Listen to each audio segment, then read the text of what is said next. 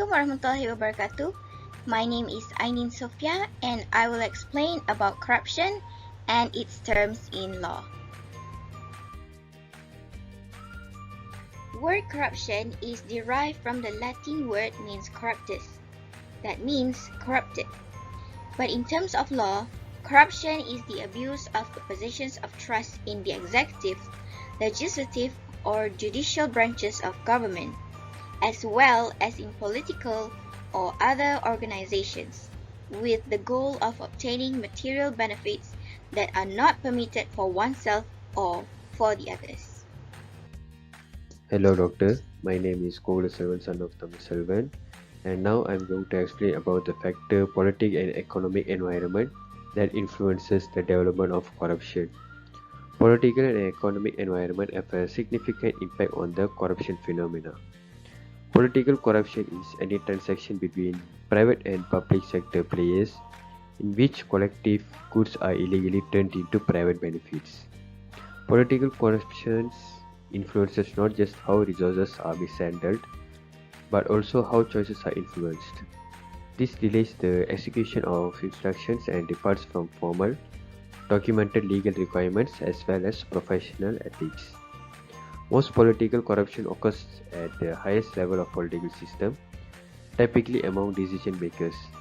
They carry out these corruptions while putting any legislation or rule into effect in the name of general populace.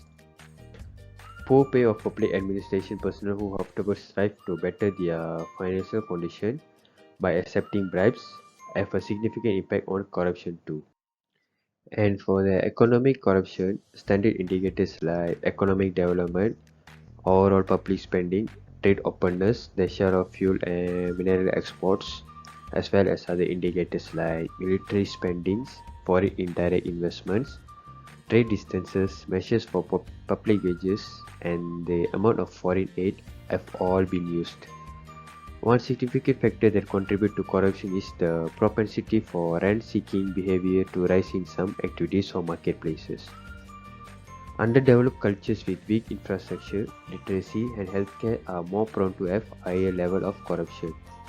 If the upper echelons of politics are corrupt, corruption will manifest at all levels and will also spread among the general population since no one has faith in the institution or the rule of law.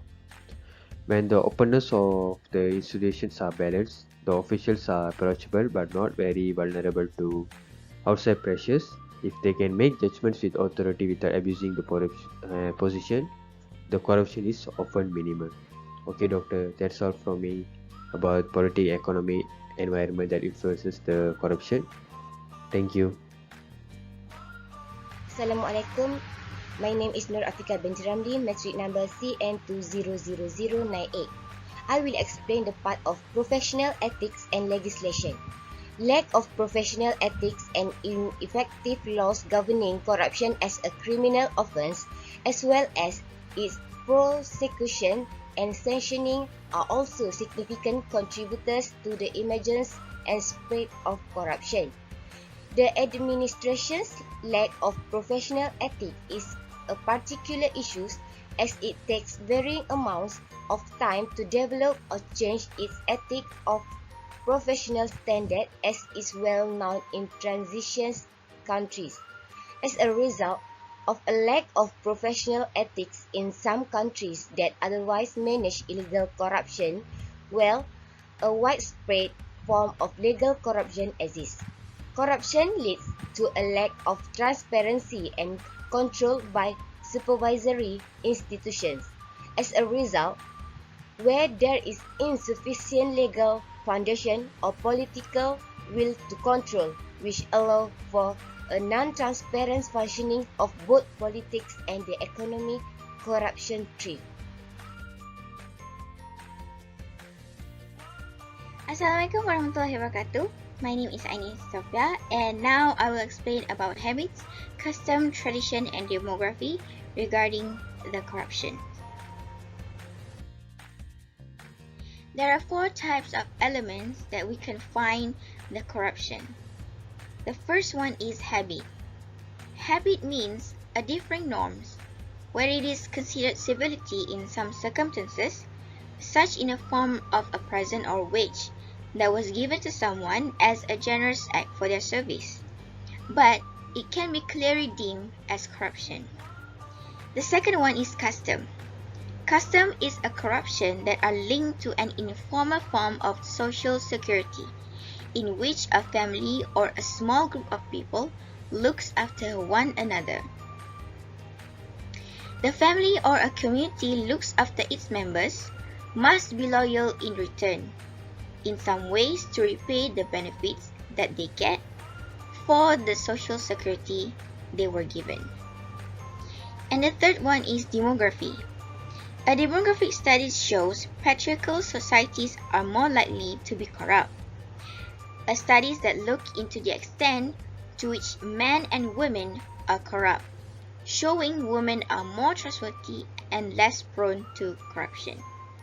This can be interpreted that women might be less corrupt than men, and that increasing the number of women in the workforce and politics would aid in the battle against corruption. And the last one is regarding tradition. Corruption can also be distinguished between two opposite countries, one with a democratic past that traditionally prosecuted corruption, and the other one with previous socialist countries that state sanctioned corruption as a folkloric tradition.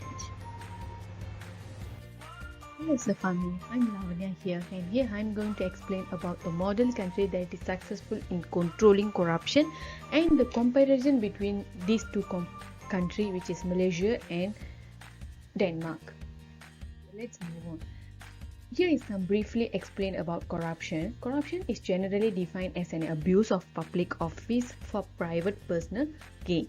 It includes behavior that may involve fraud, theft, misuse of position or authority, or other acts that are unacceptable to an organization. This may cause loss to the organization, its client, or the general public. And here is the proof that a country that successfully controlling corruption is Denmark, and New Zealand stands in first place, which is rating in 88, and move on with Finland, Switzerland, Singapore, and so on. Moreover, in Malaysia, the legal framework of corruption is mainly governed under Malaysian Anti-Corruption Commissions Act 2009, which is called MACA. And as far as matter this concern, the power of prosecute initiative and discontinue the precautions lies only under the preception discretion that is governed under the federal constitution. Meanwhile, in Denmark, embrace the principle of ethical unionism, that is the belief that the same rules apply equally to everyone when public resources are concerned since before the establishment of the modern democratic state. Perhaps due to Denmark's strong performance in this most widely cited corruption measurement, few studies or statistical analysis have examined the nature of extent of corruption in Denmark.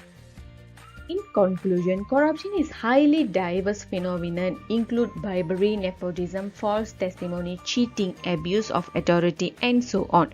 Moreover, corruption takes different forms across from the spectrum and institution, giving rise to political corruption, finance corruption, police corruption, academic corruption, and so on. The casual theory of corruption is a sustained attempt to provide an account which accommodates this diversity. In doing so, it emphasizes the casual as well as the normative dimension of institute corruption. That's all from me. Thank you, sir. Assalamualaikum warahmatullahi wabarakatuh. My name is Muhammad Amir Rizwan bin Shukri. Today I'm going to explain about can technological innovation reduce the corruption? Yes, it can. Firstly, the government should take the advantage of potential share the info. Also, one opportunity, for example, have more channels of reporting, video info that including through encrypted message. Second, this technology innovation should be used by governments to improve the efficiency, expertise, and transparency of public administration for better communicate or info sharing with the provide information to citizens which is it can also used by citizens and civil society for raise awareness about the issue of fake information and corruption.